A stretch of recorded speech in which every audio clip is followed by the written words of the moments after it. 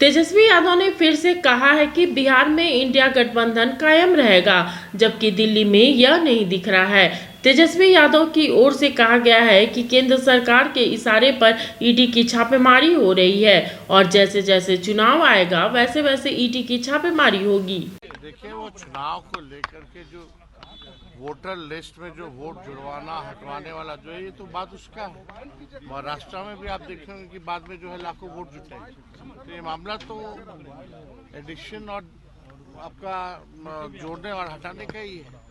तो इसमें हमको नहीं लगता कि ज्यादा लोग जो है मुद्दा बनाने की कोशिश कर रहे हैं। देखिए, लालू जी भी हमेशा इस बात को उठाते रहे जब भी महाराष्ट्र में होता था उत्तर भारतीयों के बारे में। भाई लोगों का जो है वो तो दूसरे प्रदेश का तो जुड़ेगा ही ना, उसमें जो है अगर वोटर लिस्ट में अगर जुड़ रहा है तो जुड़ा होगा। तेजस्वी जी, एक आपके बयान से कंट्रोवर्सी हुई, आपने जो पिछले दिनों कहा था कि 2024 में तक ही इंडिया अलायंस था।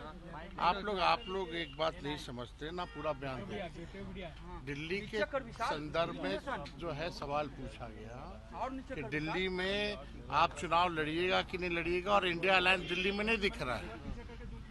तो भाई जो भी अलायंस हम लोगों का इंडिया अलायंस का लोकसभा चुनाव भी हम लोग लड़े, तो पंजाब में आम आदमी पार्टी अलग लड़ी, केरला में लेफ्ट पार्टी जो अलग लड़ी, बंगाल में टीएमसी अलग चुनाव लड़ी।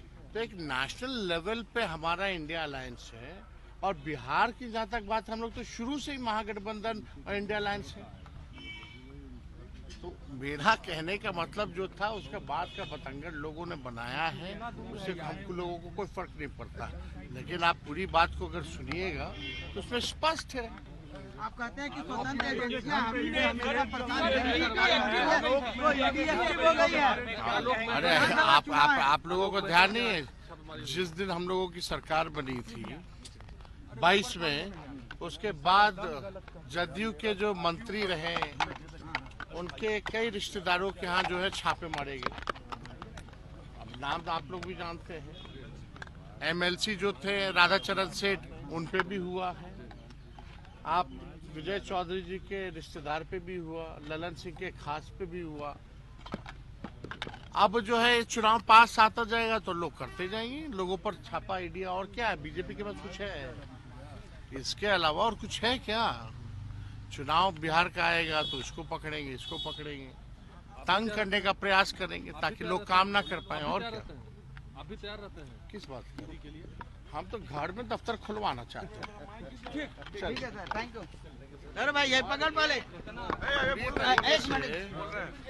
बिहार में एक अनफॉर्चुनेट चीज हो रहा है, आश्चर्य वाली चीजें हो रही हैं। 2018 के बाद से आप देखिए, बिहार में सबसे बड़े पद जो हैं, डीजीपी का हो, मुख्य सचिव का हो, अब केवल ऑर्नामेंटल ही रह गया है। एक होता ना स्टेज पे भी सजा करके रखने का, अब वो भी नहीं रह गया। ना डीजीपी की चल रही है, ना ही मुख्य सचिव की चल रही है। और मुख्यमंत्री कहीं जाते हैं तो इनको बुलाते भी नहीं हैं, नहीं ले जाते। वही रिटायर्ड जो अधिकारी हैं वही लोग जो है बिहार चलाने का काम कर रहे हैं। और बिहार में तो अभी डीके टैक्स जो है वो चल रहा है। पूरी तरीके से बिहार में वसूली, अधिकारियों का इधर से हेरा फेरी, ट्रांसफर पोस्टिंग। जो काबिल अधिकारी हैं, जो परफॉर्मर हैं, चाहे आईएएस हो आईपीएस हो, 90% ऐसे परफॉर्मर अधिकारियों को जो है सेंटिंग पद पे जो है डाल दिया गया है। उनसे कोई काम नहीं लिया जा रहा है, या उस ग्रुप में अगर बात नहीं मानी जाती है तो उन पर कार्रवाई की जाती है।